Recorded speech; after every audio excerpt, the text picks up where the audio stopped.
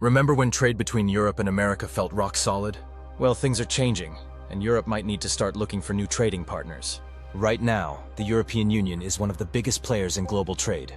In 2023, the EU traded goods and services worth 7.6 trillion, making up 16.1% of the world's total trade.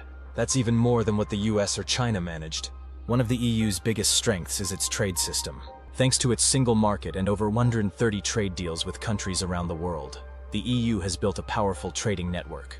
But interestingly, it doesn't have a free trade agreement with either the US or China, even though those two are its top trading partners. The relationship with the US is especially tricky. For example, US President Donald Trump has introduced tariffs that hurt European exports, and this makes Europe nervous about relying too much on American trade. In 2023, the US was the EU's biggest trading partner, making up 17% of all EU trade. Trade between the two totaled $1.6 trillion.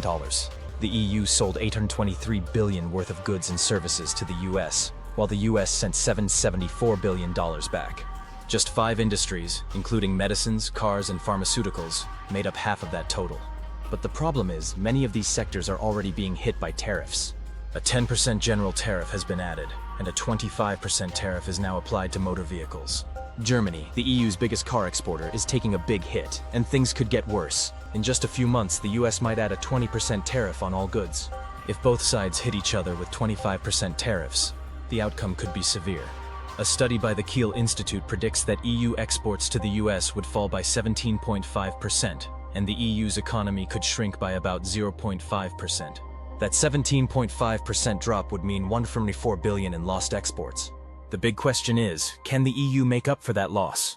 There's reason to think it can, by finding new trade partners. India, for example, is a fast-growing economy with huge potential. Right now, India puts more than 100% tax on imported cars. But under a proposed free trade deal with the EU, that tax could go down to just 10% for European cars. That would be great news for European car makers, especially those in Germany. And the numbers look promising too. By 2026, trade between the EU and India could grow to $167 billion. India might export $93 billion worth of goods to the EU, and EU exports to India could reach $75 billion. That trade deal with India could help cover part of the $144 billion that the EU might lose from the US. It won't solve everything, but it could reduce the shortfall to around $130 billion. And there's another important trade deal on the way, this time with Mercosur. That's a group of 4 South American countries: Brazil, Argentina, Paraguay, and Uruguay. Experts believe a deal with Mercosur could increase trade between both sides by 37%. It wouldn't just help car manufacturers. The pharmaceutical industry would also benefit. Right now, Mercosur has a 14% tax on medicines. If that's removed, European drug companies would get much better access to a market of over 260 million people. By 2026, trade between the EU and Mercosur could reach $126 billion. Mercosur countries could export $49 billion worth of goods to the EU, and the EU could export $77 billion in return. This would bring the total loss from US trade down even more, possibly to about $109 billion. Of course, there are many more trade deals being discussed, but let's just focus on the big picture. Take Mexico, for example. There aren't exact figures yet, but even if trade with Mexico grew by just 20%, that could still mean an extra $10 billion in exports for the EU. But here's the problem. Even if all these new trade deals happen, and that's a big if because of resistance from European farmers and other groups, they still wouldn't fully cover the $144 billion loss in case of a serious trade fallout with the US. At best, the EU would still be short by around $53 billion. So how can the EU replace that missing $53 billion? Many people would probably suggest China. And it makes sense. Trade between the EU and China hit $739 billion in 2023. That's a huge number, and there isn't even a free trade deal in place yet. With a big EU-China summit coming up in July, there's a chance the partnership could grow. But here's the risk. Relying too much on China could lead to the same problem the EU has with the US, being too dependent on one unpredictable partner. And let's face it, China's positions on global issues like Taiwan and Russia could change everything overnight. So, what's the smarter move? The answer might actually be closer to home, the EU's own single market. With over 450 million people and 22 million businesses across 27 countries, it's the biggest shared market in the world. To put it in perspective, the EU has 110 million more people than the US. But the US uses its internal market far more effectively. Trade within the US is smooth, fast, and efficient. However, the EU's single market still has a lot of barriers. It's not fully connected, and that's causing hundreds of billions of euros in lost opportunities every year. Let's break it down. The EU's single market is built on 4 core freedoms: the free movement of goods, services, capital, and people. And while moving goods across borders works fairly well, the rest? Take services, for example. The second freedom.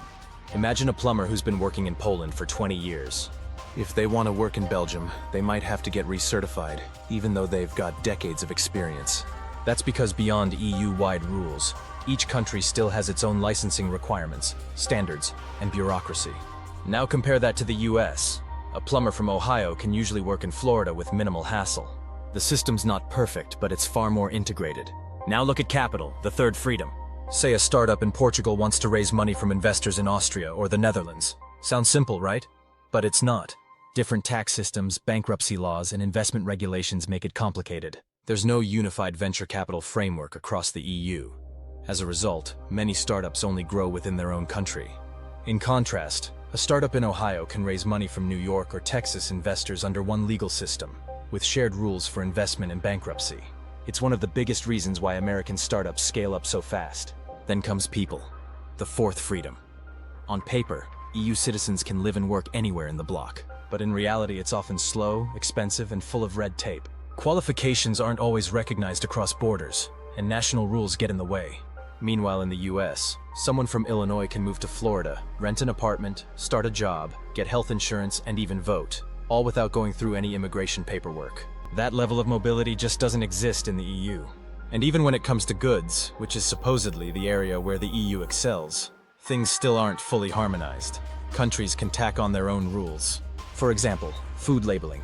France uses the Nutri-Score system, while other countries prefer traffic light labels or their own custom formats. Some nations, like Sweden, even require labels to be in their national language.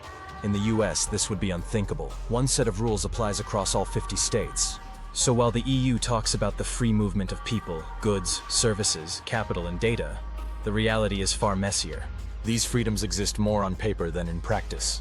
Economists estimate that this lack of full integration is draining up to $1.1 trillion from the EU economy every single year. Yes, $1.1 trillion every year. Just to give you an idea, a 2019 report found that even removing just half of the barriers to the free movement of services could unlock massive economic gains. That's $279 billion from fixing the services market, another $300 billion from removing the remaining barriers to goods. A truly integrated digital market? $415 billion. And if just public procurement moves fully online, that's another $50 billion. Add it all up, and the EU could unlock $1.1 trillion in extra economic potential. So when we talk about offsetting that potential $144 billion trade hit from the US, suddenly that number looks tiny. But does that mean Europe should turn inward and go all Europe first? Not at all. There's huge value in building global trade partnerships, including with the US if they're open to it. But the thing is, Europe needs to get its own house in order first. And that starts with finishing what we started: the single market, capital markets union, defense union, digital markets union, and services market reform. That alone could transform the EU economy. Europe needs to get serious, and fast, because completing the single market will do more for jobs, growth, and daily lives than spending years chasing a trade deal with someone like Trump, who, let's be honest, doesn't seem all that interested. Let us know what you think in the comments.